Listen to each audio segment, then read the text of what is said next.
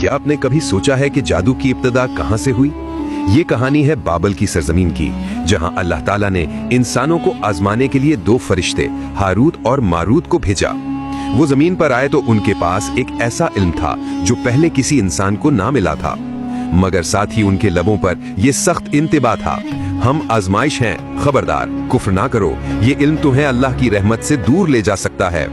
लोग उनके पास आते, वो देखते कि फरिश्ते अजीबो गरीब ताकतों के राज बताते हैं, जिनके जरिए दिलों के बीच जुदाइयां डाली जा सकती थी, मियाँ बीवी के रिश्ते टूट सकते थे, इंसानों को नुकसान पहुंचाया जा सकता था। लेकिन हर बार हारूत और मारूत कहते, ये इल्म तुम्हें फायदा नहीं देगा, बल्कि तुम्हारी बर्बादी का सबब बनेगा।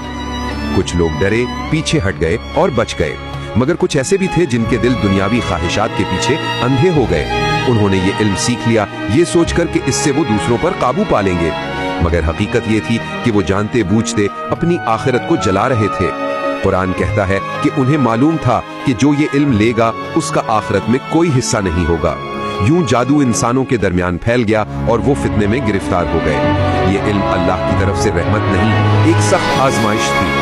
अंजाम कार ये हुआ कि जिन्होंने इसे इख्तियार किया वो खसारे में गए, और जो बच गए वो अल्लाह की पनाह में महफूज रहे। आखिर में सवाल यही रह जाता है, आज भी हम किस रास्ते को चुनते हैं? वो इल्म जो हमें अंधेरों में डुबो दे, या वो ईमान जो हमें अल्लाह की रोशनी और सुकून की तरफ ले जाए? अगर ये सच्चा वाकया आपको झंझोड़ गया है तो वीडियो को लाइक करें और मजीद हकाइक के लिए फॉलो करना मत भूलिएगा।